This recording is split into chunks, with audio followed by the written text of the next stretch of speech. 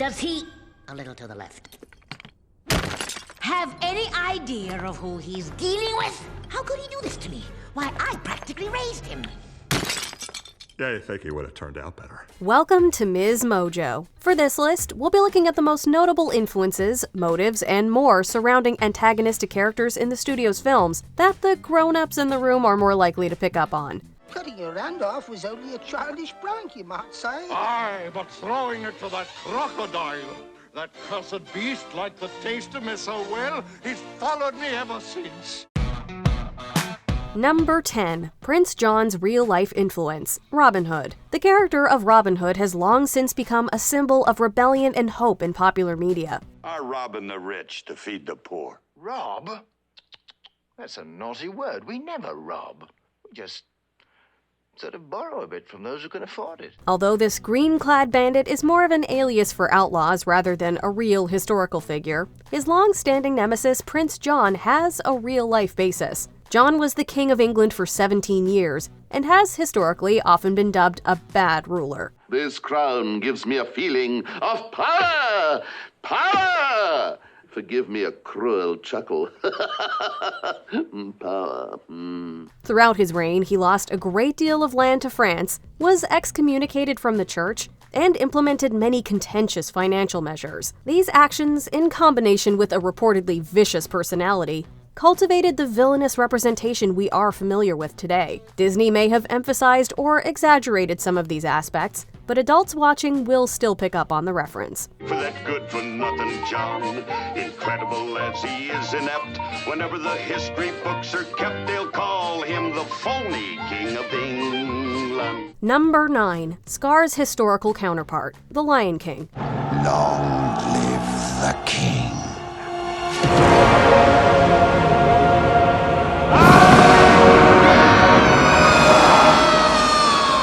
He murders his brother and tricks his nephew into exile. That alone cements Scar's place as one of Disney's scariest villains, but the parallels between him and Adolf Hitler definitely add to his terrifying nature. I know it sounds sordid, but you'll be rewarded when at last I am given my dues. And injustice deliciously square. Indeed, the creators of this family-friendly film loosely based this character on one of the most evil figures in history. The similarity becomes blatantly clear during the Be Prepared sequence. As Scar belts out his plan to seize power, his army of hyenas march onward in goose-step formation. And though I may not proceed, the point that I must emphasize is, you won't get a sniff without me! The imagery takes visual cues from Nazi rallies and parades, intentionally echoing scenes from Triumph of the Will. Rewatching The Lion King as an adult and making the connection is certainly disconcerting. Yes, our teeth and ambitions are red. Be prepared! Number 8. Wally's Sci-Fi Tribute, Wall-E. Co-writer and director Andrew Stanton took inspiration from several sci-fi classics, such as Alien and Star Wars, when creating this beloved Pixar film. Some mature viewers may have even recognized the influence of Stanley Kubrick's masterpiece 2001: A Space Odyssey. Open the pod bay doors, Hal. I'm sorry, Dave. I'm afraid I can't do that. For those familiar with the film, it's clear that HAL 9000's ominous yet iconic appearance had a strong influence over Otto from Wall-E. Unfortunately for those aboard the Axiom, these red-eyed bad guys also have similar story arcs. Otto, get out of my way. We cannot go home. What are you talking about? Why not? That is classified. Captain, give me the plane. What do you mean classified? You don't keep secrets from the captain. Both AI characters were once friends to humanity, but did not hesitate to turn on them when their missions were jeopardized. From the cold, physical appearances to the lethal work ethic, Otto's similarities to HAL somehow make the Disney villain that much scarier. Otto, you are relieved of duty.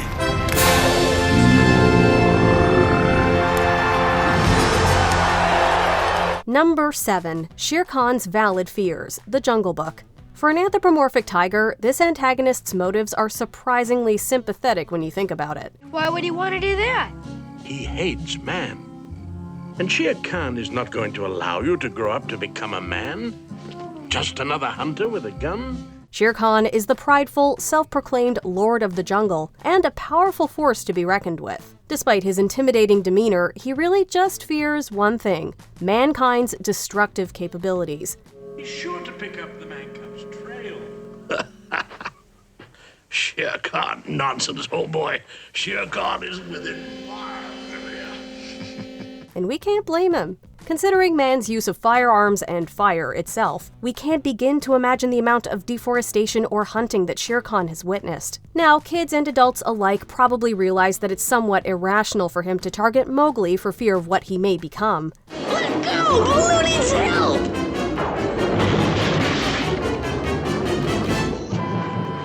Fire! That's the only thing old Stripes is afraid of. You get the fire, we'll do the rest. But older audiences can also see that his underlying concerns are valid and understandable. Number 6. Ursula's divine inspiration, The Little Mermaid. In another life, this sea witch may have had a successful career in the legal system, drawing up tricky contracts for those unfortunate enough to sign them. You see? The contract's legal, binding, and completely unbreakable, even for you. But we know Ursula today as one of the most fabulous Disney villains around. Yes, I've had the odd complaints, but on the whole, I've been a saint. To those poor unfortunate souls. Children, however, probably won't clock the inspiration behind her look. As the story goes, one of the Little Mermaid's animators drew up a character design of Ursula that strongly resembled drag icon Divine. Soon, Divine's signature makeup, style, and larger-than-life persona helped shape this iconic antagonist. Though Divine was first known for their controversial roles in counterculture cinema, their captivating legacy will forever also live on within one of Disney's most beloved villains. This poor unfortunate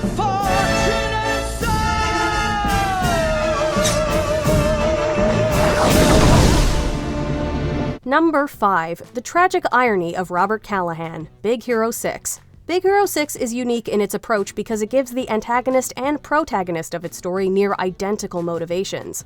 Tadashi, no!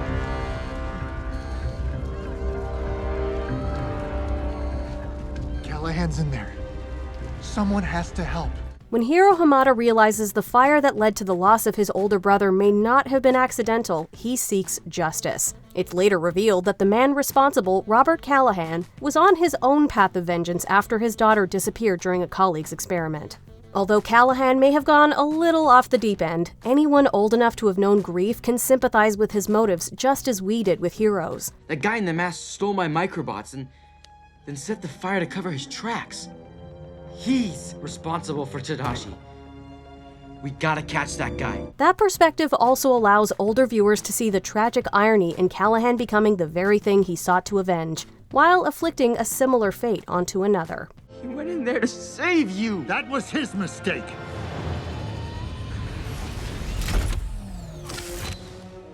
Baymax, destroy. Number 4. Isma's Toxic Workplace, The Emperor's New Groove. We've all had moments of frustration at work, and Isma isn't all that different from us. In the first 10 minutes of The Emperor's New Groove, it's not exactly clear who we should be rooting for. You're being let go, your department's being downsized, you're part of an outplacement. We're going in a different direction, we're not picking up your option, take your pick. I got more. But In all honesty, Cusco comes across as an incompetent ruler who has no regard for anyone but himself. But as kids, we understood Isma was the villain and didn't think much of it. That's not the case now that we're older. That's gonna be tough. More broccoli? Because you're... I don't know. Let's face it, you're no spring chicken. And I mean that in the best possible way. Looking back, we can't really blame her for wanting to change the way things are run at her thankless job, and being upset when she gets the axe, even if her methods are questionable. She's just determined to get what she wants out of her career. That your body's part of a permanent outplacement. Hey, that's kind of like what he said to you when you got fired. I know. It's called a cruel irony, like my dependence on you. Number 3. Frollos' Motives, The Hunchback of Notre Dame. While children can understand that this minister of justice isn't a good person, his motives might be too complicated for them to fully grasp. Purge the world of vice and sin, And he saw corruption everywhere, except within. Claude Frollo considers himself a pious and devout man in a world full of corruption. Keep in mind that this is coming from the guy who murdered Quasimodo's mom and almost did the same to the protagonist, and wanted to eliminate an entire population of people. You mistreat this poor boy the same way you mistreat my people. You speak of justice, yet you are cruel to those most in need of your help. Silence! Justice! Regardless, when lustful desires begin to stir inside him after meeting Esmeralda, his internal conflict manifests into a violent rampage. Frollo's religious views, sexual feelings, and warped perspective in the face of those sensations become crystal clear as you grow up. Choose me or your pyre. Be mine or you will burn. We're more scared of him now than we were as kids. Number 2, Hook's justified revenge, Peter Pan. We're not saying that Captain Hook is in the right for trying to get rid of Peter Pan. Tell us one of your adventures. Something exciting. Want to hear about the time I cut off Hook's hand and threw it to the crocodile? Oh, I've always liked that one. Me too. But the older we get, the more we see that maybe his motivations aren't all that unreasonable considering his predicament. After all, Pan did unapologetically cut off his hand and feed it to an ever-hungry crocodile. Cutting your hand off was only a childish prank, you might say. Aye, but throwing it to that crocodile, that cursed beast liked the taste of me so well, he's followed me ever since. It's clear to grown-ups watching that the whole situation has left Hook with many sleepless nights and some serious trauma he hasn't fully processed. To top it off, Pan is an annoyingly bratty and immature kid, in appearance anyway, who enjoys toying with the villain and driving him to the brink. All right, if you say you're a codfish. I'm a codfish. Louder! I'm a codfish! Most adults will agree that some non-violent accountability is in order. A metaphorical hand for hand, if you will. Before we unveil our top pick, here are a few honorable mentions. Maleficent's motivation, Sleeping Beauty. Adults know the pain of not being invited to the biggest event in the kingdom. You weren't wanted. Not what? Oh dear, what an awkward situation. I had hoped it was merely due to some oversight. Mother Gothel's wellness regimen, Tangled. The older we get, the more we understand the importance of skincare. Bring back what once was mine. What once was mine. Gothel had found her new magic flower, but this time, she was determined to keep it hidden. Shan Yu's dark nature, Mulan. The violence and destruction he inflicts becomes extra disturbing when you look at it through mature eyes. The quickest way to the Emperor is through that pass. Besides, the little girl will be missing her doll. We should return it to her. Edgar's logic, the Aristocats. Realizing the absurdity of cats being first in line for a fortune puts this villain's anger in perspective. At the end of their lifespan, my entire estate will revert to Edgar. Cats inherit first, and I come after the cats. Me after no. Hans's initially hidden toxicity, Frozen. The red flags become way more obvious as you age. I've been searching my whole life to find my own place. And maybe it's the party talking or the chocolate fondue. Before we continue, be sure to subscribe to our channel and ring the bell to get notified about our latest videos. You have the option to be notified for occasional videos or all of them. If you're on your phone, make sure you go into your settings and switch on notifications. Number 1. Predator Gaston, Beauty and the Beast. The townspeople of this film's central village are quick to fear and incite violence against the beast, but largely disregard the real monster among them. So it's time to take some action, boys. It's time to follow me.